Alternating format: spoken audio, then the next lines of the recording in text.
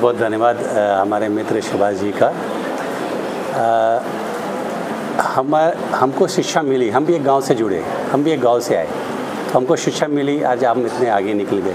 तो हमको लगता है शिक्षा ही एक माध्यम है जिससे आदमी तरक्की कर सकता है, जिससे कोई भी आगे बढ़ सकता है। वो एकमात्र मतलब एक जरिया है जिससे आदमी बढ़ता है। इसलिए शिक्षा जहाँ भी रहती है हम चाहते हैं कि उससे जुड़े और जुड़ते रहेंगे। तो अगर हमको हमारे देश को आगे बढ़ाना है और हमारे देश को जो पुराना हम कहते हैं सोने का चिड़िया था वो बनाना है, तो हमको लगता है कि यहाँ पे हमको शिक्षा जो है हम सब 100% शिक्षा देनी पड़ेगी। एक बार शिक्षित हो जाएगा मतलब हमारा प्रदेश बदल जाएगा, देश बदल जाएगा, ये हमारा मानना है। तो हमको लगता है शिक्षा जितना कर सकता है हम लोग या जो भी करता है हम उसके साथ जितना जुड़ सकते हैं हम जुड़ते हैं, और शिक्षा के माध्यम से ही जो कुछ कर सकते हैं वो करने की कोशिश करते हैं। उपक्रम एकच आहे का ज्या मुलांना आज ते मी एक दिवस बोंडलपाडला गेलो संध्याकाळी येताना 5:30 वाजता 2 मुली आपल्या एकदम त्या धसन चढताना अगदी म्हणजे घायल होऊन झाल्या। त्या दिवशीच मी निश्चय केला का आपल्या शाळेमधून तिला विचारला मुलीला गाडीचा काच खाली करून का बाळा तू कुठं गेलती, तर शाळेत, कुठल्या शाळेत, रीडगरच्या, ठीक आहे बरं, बाकी काय बोललो नाही। आणि तिथूनच आम्ही केला तर सरांना सांगलं 57 वाढदिवस आहे, 57 सायकली देऊ। तसेच आमचे मित्र याही सुद्धा सांगितलं आपण शाळेसाठी, कारण त्यांची पण बरीचशी मोठी कंपनी आहे, शाळेसाठी काय लागल त्या सहकार्य आपण करू। आणि असंच सर्वांनी ज्याची यथाशक्य ताकद आहे त्यांनी करावा।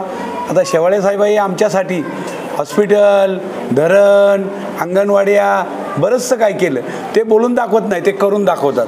आता सुद्धा सौर ऊर्जेचा विषय झाला, ते काय बोललं बसल्यानंतर आपण ते बसत बोलू, आता नको।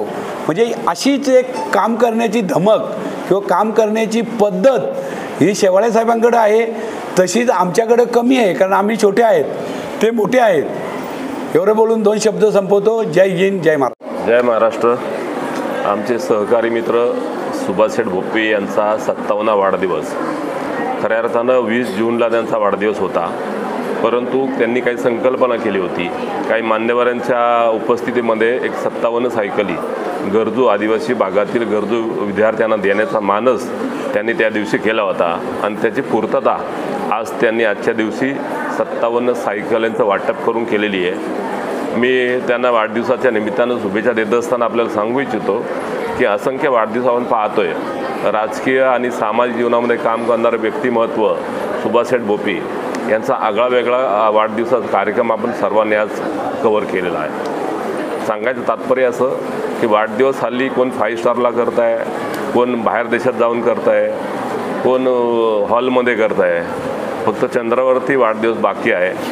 अशा सगळ्या नियोजन असताना सुद्धा वाढदिवसाचं औचित्य साधून काही गोरगरीब जनतेला जी त्यांची नाळ आहे सरपंच म्हणून काम करत असताना की गरजूंना काय त्यातनं काय फायदा होऊ शकतो का, कुठलाही आवाजावा न करता ह्या गरजूंना सायकल वाटप करण्याचं मानस मला वाटतं सुभाषरावांनी केलं आहे। मी त्यांना शुभेच्छा तर देतोच, परंतु सुभाषरावांनी जे काम केलं आहे त्या कामाच्या निमित्तानं या पंचक्रोशीतील सर्व ज्यांचे शक्य आहे, जे दानशूर व्यक्तिमत्व आहेत, त्यांनी त्यांचं अनुकरण करावं आणि गोरगरीब हे मुलं इतक्या लांबून लांबून येतात त्यांना अशाच प्रकारची मदत करून सहकार्य करावं, असा संकल्प सर्वांनी करावा अशी अपेक्षा व्यक्त करतो।